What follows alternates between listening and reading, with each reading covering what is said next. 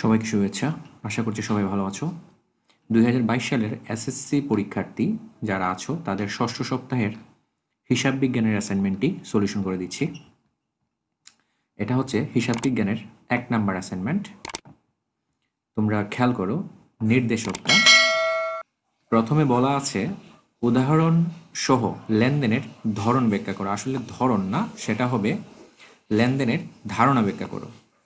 ওকে, তো আমরা যদি উদাহরণ সহ যথাযথভাবে আমরা ব্যাখ্যা করতে পারি লেনদেনের ধারণা, তাহলে আমরা 4 পাবো।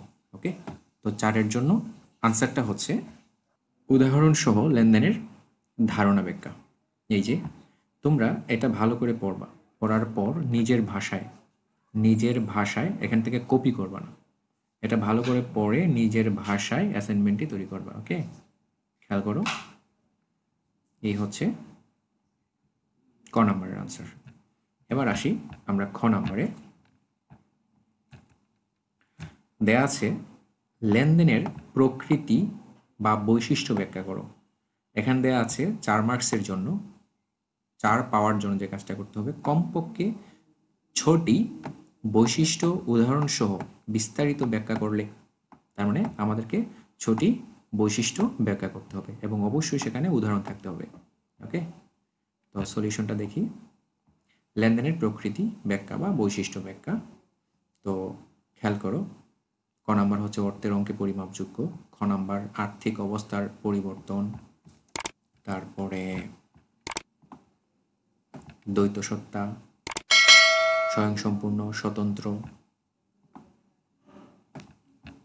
দৃশ্যমানতা, ঐতিহাসিক ঘটনা, এই হচ্ছে 6টি। ওকে, তো এই 6টি তোমরা ভালো করে পড়বা, পড়ার পর নিজের ভাষায়, এখান থেকে হুবহু দেওয়ার দরকার নাই, এখান থেকে নিজের ভাষায় তোমরা এই খ নাম্বারের আনসারটা লিখবা। ওকে, তবে অবশ্যই 6টা লিখতে হবে এবং সাথে উদাহরণগুলো লিখতে হবে। উদাহরণ না লিখলে তোমরা মার্কস পাবো না।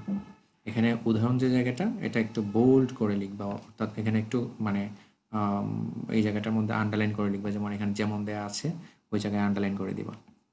গ নাম্বার প্রশ্নটা খেয়াল করো। সংযুক্ত ঘটনাসমূহ থেকে লেনদেন চিহ্নিত করে আধুনিক পদ্ধতিতে কারণ ব্যাখ্যা করো। সবকটি লেনদেনের আধুনিক ব্যাখ্যা সঠিক হলে আমাদেরকে 4 প্রদান করবে। ওকে, তো আমরা দেখি প্রথমটা, মে 1,95,000 টাকা মূলধন নিয়ে ব্যবসায় শুরু করা হলো। তো মূলধন শুরু করায় এখানে মূলধনটা বেড়েছে প্রতিষ্ঠানের এবং নগদ টাকা বেড়েছে। ওকে, তো মূলধনটা হচ্ছে মালিকানা সত্ত্ব, অর্থাৎ মালিকানা সত্ত্ব বেড়েছে, আর নগদ টাকা বেড়েছে মানে সম্পদ বেড়েছে, অর্থাৎ মালিকানা সত্ত্ব এবং সম্পদ উভয়ই বৃদ্ধি পেল। খেয়াল করো, মে 1 লেনদেন, মূলধন নিয়ে ব্যবসায় শুরু করায় ব্যবসায়ের মূলধন হিসাব অর্থাৎ মালিকানা সত্ত্ব ও নগদান হিসাব অর্থাৎ সম্পদ হিসাব উভয়ই বৃদ্ধি পেয়েছে। পরে যাই 3 নম্বরে, মে 3 নগদে পণ্য ক্রয় 60,000 টাকা। নগদে পণ্য ক্রয় 60,000 টাকা, প্রতিষ্ঠানের ক্রয়ের পরিমাণ বেড়েছে এবং নগদ টাকা কমেছে। ক্রয়টা হচ্ছে ব্যয়, অর্থাৎ ব্যয় বেড়েছে, আর নগদ টাকা কমেছে মানে হচ্ছে সম্পদ কমেছে। দেখো 3 তারিখ, সেটা হচ্ছে লেনদেন, নগদে পণ্য ক্রয় করায় ক্রয় হিসাব অর্থাৎ ব্যয় হিসাব বৃদ্ধি পেয়েছে, নগদান হিসাব অর্থাৎ সম্পদ হিসাব হ্রাস পেয়েছে।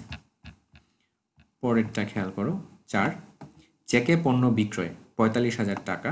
চেকে পণ্য বিক্রয় করা হচ্ছে 45,000 টাকা, তার কারণে ব্যাংকের টাকা বেড়েছে এবং বিক্রয় বেড়েছে। ব্যাংক বেড়েছে মানে হচ্ছে সম্পদ বেড়েছে, আর বিক্রয় বেড়েছে মানে হচ্ছে আয় বেড়েছে। তো খেয়াল করো, চেকে পণ্য বিক্রয়, ব্যাংক হিসাব অর্থাৎ সম্পদ হিসাব ও বিক্রয় হিসাব অর্থাৎ আয় হিসাব উভয়ই বৃদ্ধি পেয়েছে। মে 10 তারিখ ব্যাংকে একটি হিসাব খোলা হলো 5,000 টাকা। তো 5,000 টাকা ব্যাংকে জমা দিয়ে একটি হিসাব খোলা হলো, তার মানে ব্যাংকের টাকা বেড়েছে এবং নগদ টাকা কমেছে। ব্যাংক এবং নগদ দুইটি হচ্ছে সম্পদ, তো একটি সম্পদ বেড়েছে, অন্য একটি সম্পদ কমেছে। দেখো মে 10 তারিখ লেনদেন, ব্যাংকে হিসাব খোলায় ব্যাংক হিসাব অর্থাৎ সম্পদ হিসাব বৃদ্ধি পেয়েছে ও নগদান হিসাব অর্থাৎ সম্পদ হিসাব হ্রাস পেয়েছে। 13 তারিখ ব্যাংক থেকে 50,000 টাকা ঋণ গ্রহণের সিদ্ধান্ত নেওয়া হলো। এখনও ঋণ নেওয়া হয়নি, জাস্ট সিদ্ধান্ত নেওয়া হয়েছে তার মানে প্রতিষ্ঠানের আর্থিক অবস্থার কোনো পরিবর্তন ঘটেনি। যেহেতু আর্থিক অবস্থার কোনো পরিবর্তন ঘটেনি, তার মানে এটি লেনদেন নয়। ওকে, খেয়াল করো, এটি লেনদেন নয়, আর্থিক অবস্থার পরিবর্তন হয়নি। তারপরে আসি 16 তারিখ।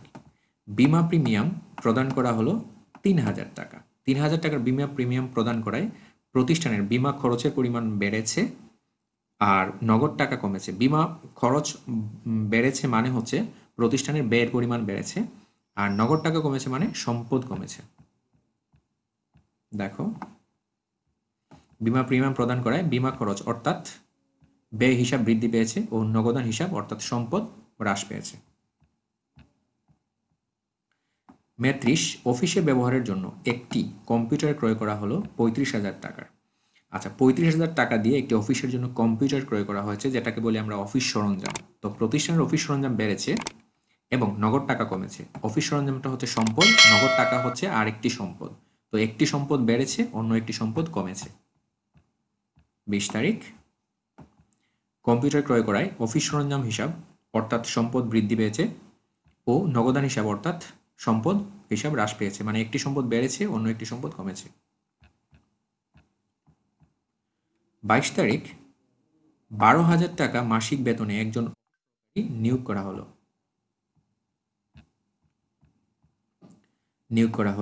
তো যেহেতু নিয়োগ করা হয়েছে, এখানে আর্থিক অবস্থার কোনো পরিবর্তন ঘটেনি, তাকে বেতন পরিশোধ করা হয়নি, সে বেতন পাবেও না। ওকে, জাস্ট 12,000 টাকা বেতনে নিয়োগ দেওয়া হয়েছে। আর্থিক অবস্থার যেহেতু পরিবর্তন ঘটি, তার মানে কি এটার কোনো হিসাব খাত হবে না বা কোনো হিসাবে পড়বে না। এই যে মে 22, লেনদেন নয়, আর্থিক অবস্থার কোনো পরিবর্তন হয়নি। তারপরে দেখো 25 তারিখ,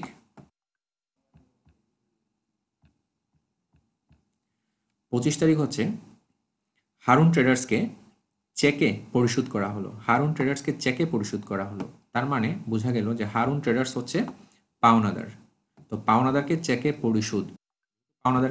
পরিশোধ করেছি, তার মানে পাওনাদারের পরিমাণটা কমেছে, আর চেকে যেহেতু পরিশোধ করেছি আমার ব্যাংকের টাকা কমেছে।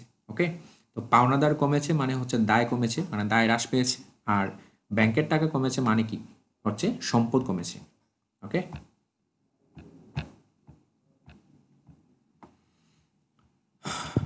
হারুন ট্রেডার্সকে চেকে পরিশোধ করায় পাওনাদার হিসাব অর্থাৎ দায় হিসাব ও ব্যাংক হিসাব অর্থাৎ সম্পদ হিসাব উভয়ই হ্রাস পেয়েছে।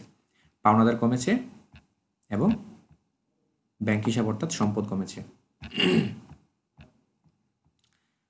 28 তারিখ, মালিক কর্তৃক ব্যাংক থেকে উত্তোলন 5,000 টাকা। মালিক প্রতিষ্ঠানের ব্যাংক অ্যাকাউন্ট থেকে 5,000 টাকা উত্তোলন করেছে, তার মানে প্রতিষ্ঠানের ব্যাংকের টাকা কমেছে এবং মালিকের উত্তোলনের পরিমাণ বেড়েছে। তো উত্তোলন বাড়লে মালিকানা সত্ত্ব কমে, আর যেহেতু ব্যাংক থেকে টাকা নিছে, তার মানে ব্যাংকের টাকা কমেছে। ওকে, ব্যাংক কমেছে মানে সম্পদ কমেছে। এখানে সম্পদ এবং মালিকানা সত্ত্ব উভয়ই হ্রাস পেয়েছে। তো দেখো, মালিক কর্তৃক ব্যাংক থেকে উত্তোলন করায় উত্তোলন হিসাব অর্থাৎ মালিকানা সত্ত্ব হিসাব হ্রাস পেয়েছে এবং ব্যাংক হিসাব অর্থাৎ সম্পদ হিসাব হ্রাস পেয়েছে। লাস্ট, অফিসের জন্য ব্যাংক থেকে উত্তোলন 10,000 টাকা। অফিসের জন্য ব্যাংক থেকে 10,000 টাকা উত্তোলন করা হয়েছে, তার মানে প্রতিষ্ঠানের নগদ টাকা বেড়েছে। নগদ টাকা বেড়েছে মানে হচ্ছে তোমার সম্পদ বেড়েছে, আর ব্যাংকের টাকা কমেছে, ব্যাংক হিসাব কমেছে, অর্থাৎ ব্যাংকের টাকা কমেছে মানে হচ্ছে সম্পদ হ্রাস পেয়েছে। আচ্ছা, এটা হচ্ছে কি গ নাম্বারের আনসার। এবার আসি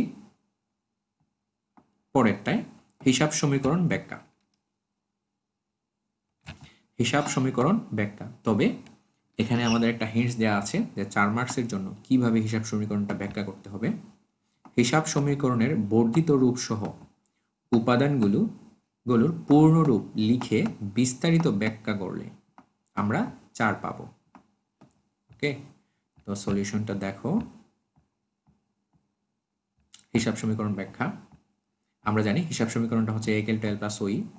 এখানে এটা হচ্ছে সম্পদ, এলটা হচ্ছে দায়, এটা হচ্ছে মালিকানা সত্ত্ব বা ইকুইটি যেটাকে বলি আর কি। আচ্ছা, তোমরা এভাবে ব্যাখ্যা করবা, তবে নিজের ভাষায় ব্যাখ্যা করবা। এখান থেকে পড়ে নিজের ভাষায় এটা ব্যাখ্যা করবা। আর এই মালিকানা সত্যটা আবার 4টা ভাগে ভাগ করা, মানে এখানে যে ই আছে সেটা হচ্ছে 4টা ভাগে ভাগ করা। এই ইর মধ্যে 4টি উপাদান আছে। ওকে, একটা হচ্ছে মালিকের বিনিয়োগ, যেটাকে বলি আমরা মূলধন।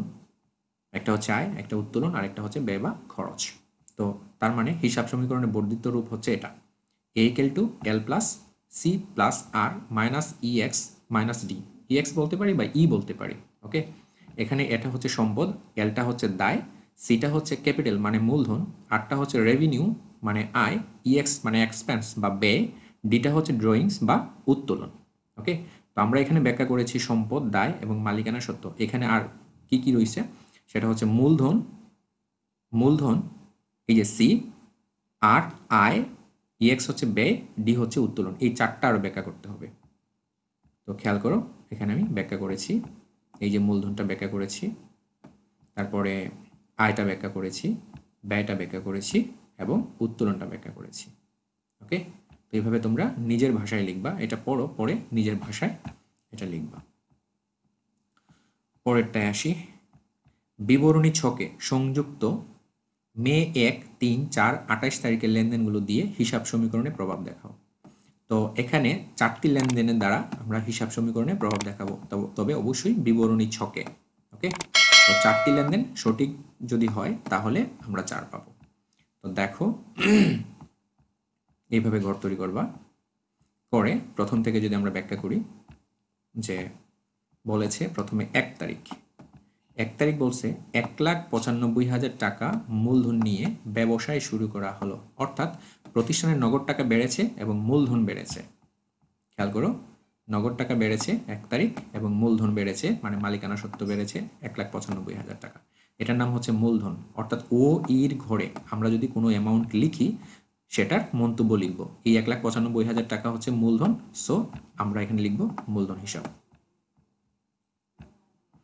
তারপরে আসি, বলছে 3 তারিখ। তো 3 তারিখ নগদে পণ্য ক্রয় 60,000 টাকা, নগদে পণ্য ক্রয় 60,000 টাকা, তার মানে নগদ টাকা কমেছে 60,000 টাকা, আর ক্রয় বেড়েছে। ক্রয় বাড়া মানে মালিকানা সত্ত্ব হ্রাস পাওয়া, তার মানে মালিকানা সত্ত্ব থেকে মাইনাস 60,000 টাকা এবং নগদ থেকে মাইনাস 60,000 টাকা। এই যে নগদ থেকে মাইনাস 60,000 টাকা এবং মালিকানা সত্ত্ব থেকে মাইনাস 60,000 টাকা, এটা নাম হবে ক্রয় হিসাব। তারপরে 1, 3, তারপরে হচ্ছে 4। 4 হচ্ছে চেকে পণ্য বিক্রয় 45,000 টাকার। পণ্য বিক্রি করেছি চেকে, তার মানে আমার ব্যাংকের টাকা বেড়েছে 45,000 টাকার এবং বিক্রয় বেড়েছে 45,000 টাকা। বিক্রয় বাড়া মানে মালিকানা সত্ত্ব বাড়া, মালিকানা সত্ত্ব এবং ব্যাংক বৃদ্ধি পেয়েছে 45,000 টাকা। খেয়াল করো, ব্যাংক বেড়েছে 45,000 টাকা এবং মালিকানা সত্ত্ব বেড়েছে 45,000 টাকা। এই 45,000 টাকা হচ্ছে বিক্রয়, তাই আমরা লিখবো এখানে বিক্রয় হিসাব। লাস্ট 28 তারিখ। 28 তারিখ বলা হয়েছে মালিক কর্তৃক ব্যাংক থেকে উত্তোলন 5,000 টাকা। মালিকে 5,000 টাকা ব্যাংক থেকে উঠাই নিছে, তার মানে প্রতিষ্ঠানের ব্যাংকের টাকা কমেছে, ব্যাংক থেকে মাইনাস, আর উত্তোলন করা হয়েছে মানে মালিকানা সত্ত্ব কমেছে 5,000 টাকা। তো মালিকানা সত্ত্ব থেকে মাইনাস 5,000 এবং ব্যাংক থেকে মাইনাস 5,000, ব্যাংক থেকে মাইনাস 5,000 টাকা এবং মালিকানা সত্ত্ব থেকে মাইনাস 5,000 টাকা, এটার নাম হচ্ছে উত্তোলন হিসাব। এবার যে কাজটা করব, নগদ টাকা যোগ করব 1,35,000, ব্যাংকেরটা যোগ করব মানে 45,000 মাইনাস 5,000, টোটাল 40,000, পাওনাদার এখানে নাই, জিরো। মালিকানা সত্ত্ব এই জিনিসগুলো সবগুলো যোগ বিয়োগ করে 1,75,000। তারপর এই এর ঘর আছে দুইটা, নগদান হিসাব এবং ব্যাংক হিসাব, এই দুইটা যোগ করে 1,75,000, আর এল প্লাস ওই এই দুইটা ঘর যোগ করে 1,75,000। ব্যাস, কমপ্লিট হয়ে গেল আমাদের পুরো অ্যাসাইনমেন্টটি। পরবর্তী অ্যাসাইনমেন্টটি পাওয়ার জন্য সাথে থাকো। অ্যাসাইনমেন্টটি পাওয়ার সাথে সাথে আমরা সলিউশনটি দিয়ে দিব। সেই পর্যন্ত ভালো থাকো, সুস্থ থাকো, ধন্যবাদ।